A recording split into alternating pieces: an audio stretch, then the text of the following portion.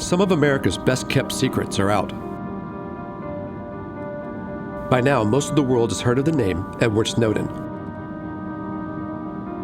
The former National Security Agency contractor who released thousands of classified documents about government surveillance. In one of the most significant leaks in U.S. history. He's been charged with espionage and has been living in Russia under temporary asylum. The American journalist at the center of the story lives in Brazil. We've had to come to Rio to speak to Glenn Greenwald. He hasn't returned to the United States since he broke the story about the NSA surveillance programs for fear of being prosecuted.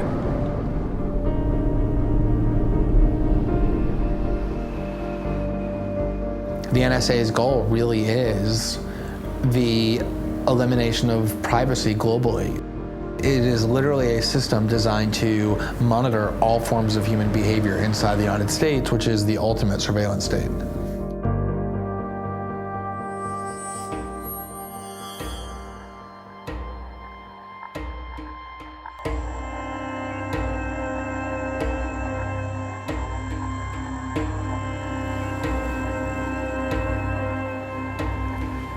Last December, Glenn Greenwald received an email from a person who didn't identify himself. We still didn't know who he was, where he worked, but he was saying that he had access to large amounts of very sensitive surveillance information that showed that the United States government was violating the law and abusing its power. Suddenly in my lap had dropped some of the most potent instruments for shining a light on what it is that they were doing beyond your wildest dreams. As a journalist, I literally physically couldn't breathe at points because of excitement and shock. The source was Edward Snowden.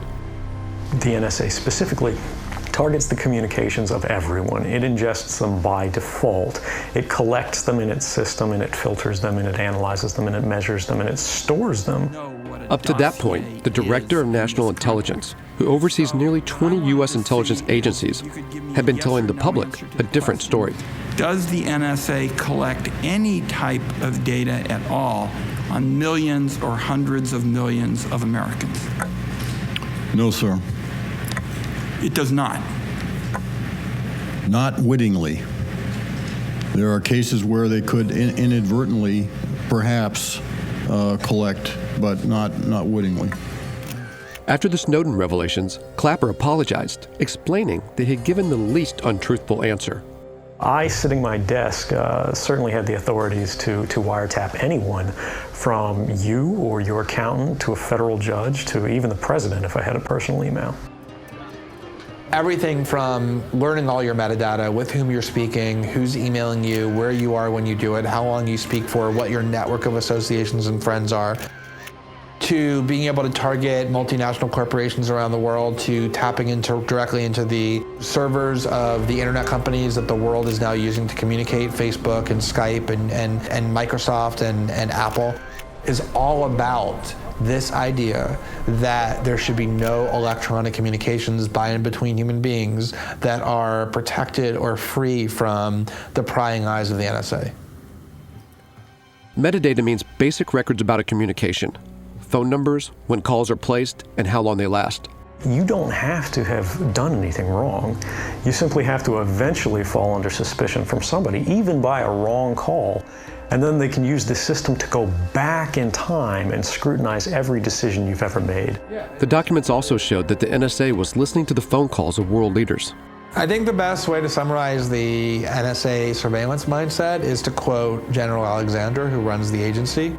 He had a motto when he was in Iraq in charge of surveillance on the Iraqi population against whom the United States was waging war, which was collect it all. What do you say to the people who are like, I don't do anything wrong, I don't care if they see my emails or hear my calls?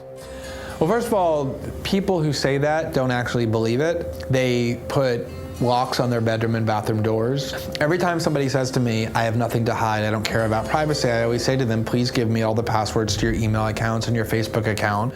Nobody has ever taken me up on that offer because we instinctively as human beings know that we crave privacy. J. Edgar Hoover had information on everybody in Congress and the White House. This now is information on them and everybody in the country. And everybody in the world, really. Yeah, that was the policy at the time. Before Edward Snowden, there was William Binney, a former senior official at the NSA who helped develop some of the early technology being used in the data collection programs. He says 9/11 was a turning point for the agency. He left his job just weeks after the attacks and became a whistleblower. With 9/11, everything changed here. And some of them said, this is a gift to NSA. And what it meant was, now we can just about get any kind of budget we want and build our NSA so much larger and get so many more contracts and so much more money and do so many more things. And that's exactly what they did. When you actually have even private conversations with members of the agency, what you hear is 9/11, 9/11, 9/11, 9/11, 9/11, 9/11, 9/11, 9/11. General Alexander, one question. Can you give the best argument how these programs actually work to protect Americans? 9/11, connect the dots. We need programs to connect the dots. But it didn't stop 9/11. Is there a case where it didn't work? We didn't have the programs.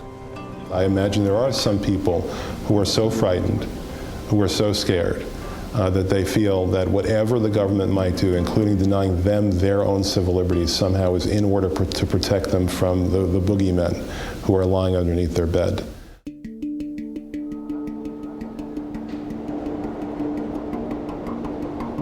In many ways, the NSA surveillance story can seem abstract. In the stream of new revelations from the Snowden documents, it can be hard to grasp. Sure, the government is collecting information, but what does that really mean for someone's life? To find out, we went to meet a group of people who definitely know they're being spied on. After 9/11, it wasn't just the NSA that increased surveillance on U.S. citizens. Here at the city level in New York, the NYPD actually brought in 2 senior officials from the CIA to help run a program to spy on its own citizens. The program, which was uncovered by the Associated Press, is targeting one community, Muslims. Secret documents show that the NYPD is conducting surveillance of entire Muslim neighborhoods and infiltrating dozens of mosques and Muslim student groups. They visited bookstores, they visited cafes, they visited hookah joints, and of course they visited mosques. Informants record conversations using hidden microphones, collect the names and phone numbers of congregants, and even photograph them. And what were they doing there? They were listening for, what were people talking about? How were they reacting to foreign events abroad? The Egyptian Revolution, or the cartoons about the Prophet Muhammad in a Danish publication. What was the chatter? What are the imams saying in their sermons? To justify this, the NYPD secretly labeled entire mosques as terrorist organizations. So it was total surveillance. It was suspicionless surveillance. In other words, the NYPD wasn't necessarily pursuing concrete, specific leads having to do with a criminal investigation or crime. They were really engaged in a mapping effort.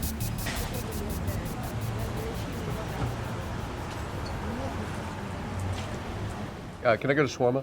Everyone is a target, and every place is fair game, including this restaurant. It was listed in a secret NYPD document as a location of concern, along with other restaurants, cafes, and bakeries in the area. All of them, the NYPD says, are owned by Arabs or Muslims.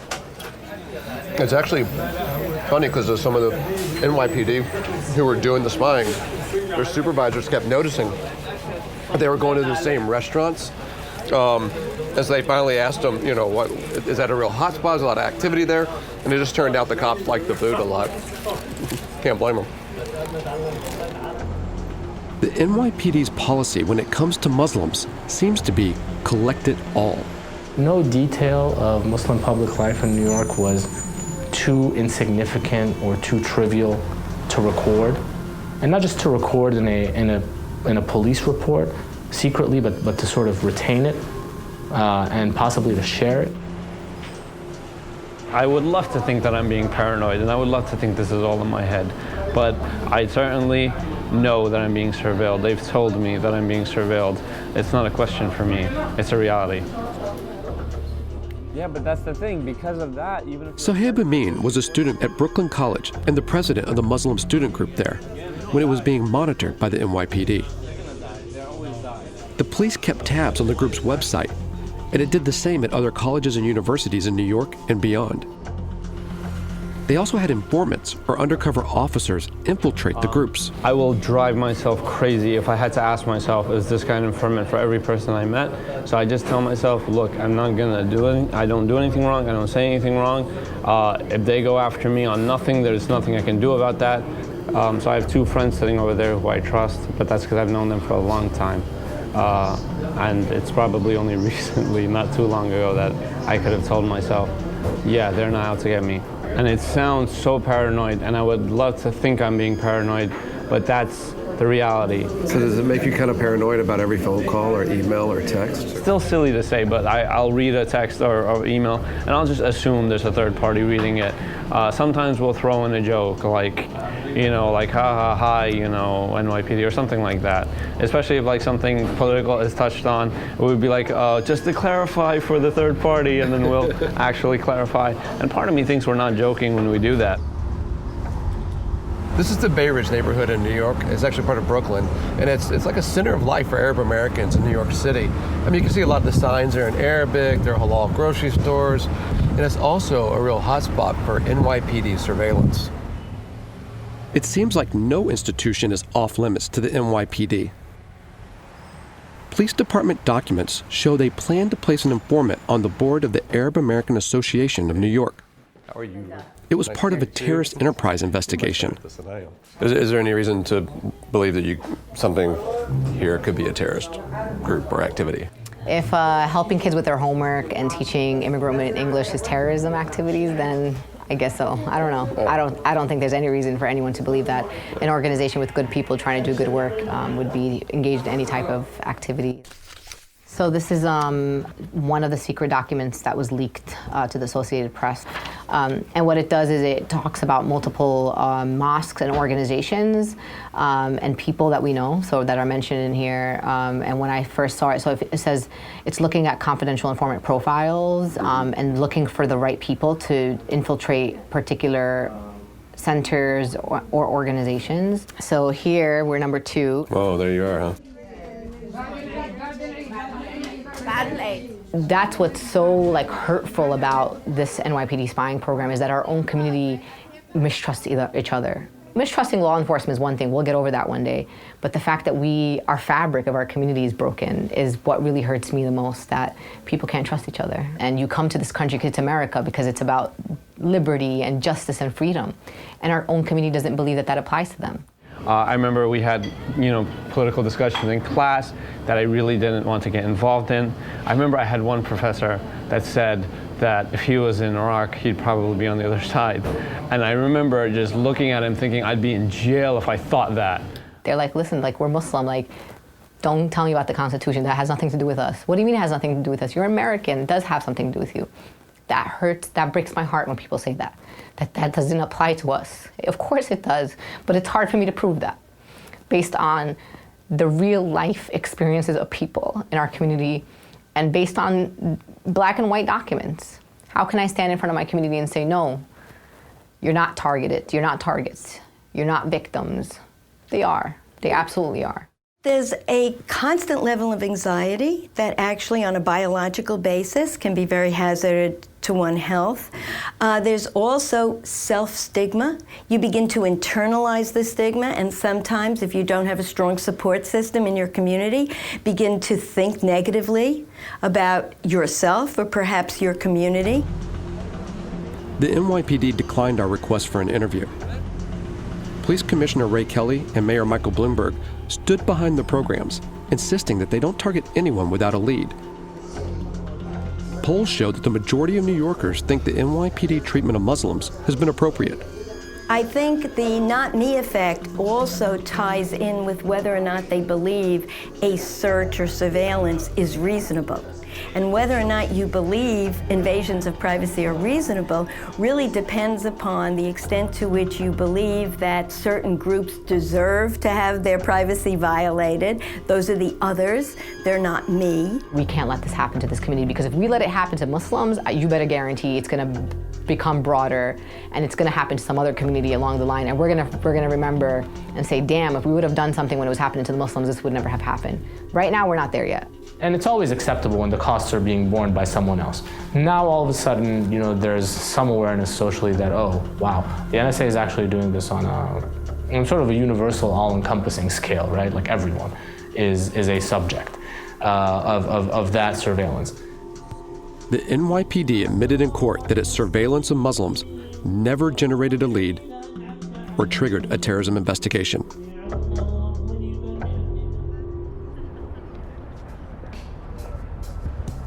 The question of whether mass surveillance is effective in keeping people safe is also at the heart of the debate over the NSA's programs. And nowhere is that debate more consequential than in Washington, D.C.'s halls of power. It's been several months since the Snowden leaks, and the story isn't going away yet. Now Congress is holding a series of public hearings. Today's the first one, and we're going to hear General Alexander and Director Clapper testify. But what we do not do is spy unlawfully on Americans, or for that matter, spy indiscriminately on the citizens of any country.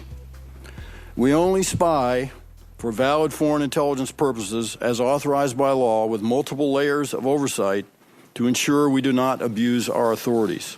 NSA's programs have contributed to understanding and disrupting 54 terror-related events, 25 in Europe, 11 in Asia, and 5 in Africa, and 13 in the United States. This was no accident. This was not coincidence. That claim was challenged a week later. We've heard over and over again the assertion that 54 terrorist plots were thwarted by the use of Section 215 and or Section 702 authorities. That's plainly wrong. These weren't all plots, and they weren't all thwarted.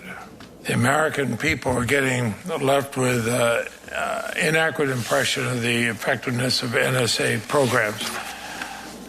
Would you agree that the 54 cases that keep getting cited by the administration were not all plots? Would you agree with that, yes or no? Yes. Okay.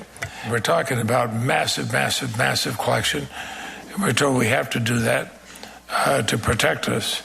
And then statistics are rolled out. If they're not accurate, it doesn't help with the credibility here in the Congress, doesn't help with the credibility with the country. 215 and 702 are shorthand for the sections of laws the NSA uses to legally justify its collection program. Fault Lines asked General Alexander to name a case where these programs played a key role. There are several cases that we put out. The Basali Moalen, with respect to 215, is perhaps the best case. FBI gave that an open hearing. That's a great one to use. Just think, how do you connect the dots between the foreign intelligence agencies and the domestic? I think these are the best tools. We need tools to stop it. The case in San Diego was about $8,500 that went to Somalia. Yeah, and I don't have the specifics of it, but it is open record, so you could pull that up pretty easy. All right, thanks. Thank you. Yep, thanks. This is one of the major cases that they've used to justify the very existence of these programs, and he's just told us that he doesn't know the specifics of it. There has, to my knowledge, with classified clearance, never, ever been a terrorist attack in the United States that's been foiled by use of any of this information, not even once. And they've been collecting this information since right after 9/11. So there's just no basis for it. It just isn't any use. One thing you hear from them is that they're looking for a needle in a haystack. What they're actually doing is they're creating a haystack and then inserting a needle in it. We're here today for a very simple reason: to defend the Fourth Amendment. After the leaks, as outraged constituents complained about surveillance to their elected officials, the House of Representatives nearly passed a bill to end the phone data collection program. The amendment is not adopted. It was defeated, but several members of Congress have introduced bills to reform or end the programs altogether. Still, the NSA enjoys support from some powerful lawmakers. I listened to this program being described as a surveillance program. It is not. There is no content collected by the NSA. There are bits of data, location, telephone numbers that can be queried when there is reasonable, articulable suspicion. I so regret what is happening. I will do everything I can to prevent this program from being canceled out. Questions? I don't have any questions. Thank you. Yeah. It is ironic that not only is Dianne Feinstein, who's a Democrat, one of the most devoted apologists of the NSA, the position that she occupies in the Senate, which is chair of the Senate Intelligence Committee, is the position that is supposed to be devoted to overseeing the intelligence community, serving as a watchdog over it. And yet they've managed to put and install into that position one of the most slavish devotees and loyalists of all of their powers. The people who are the ones who are supposed to be watching the intelligence agencies are the ones who end up being their biggest supporters, and to some extent, the ones who try to rationalize every form of misconduct that ever gets displayed to us. Good afternoon, everybody. Please have a seat. As more and more leaks came out about the extent of the NSA's surveillance, President Obama had to address it somehow. If you are the ordinary person and you start seeing a bunch of headlines saying, U.S., Big Brother, looking down on you, collecting telephone records, etc., well, understandably, people would be concerned.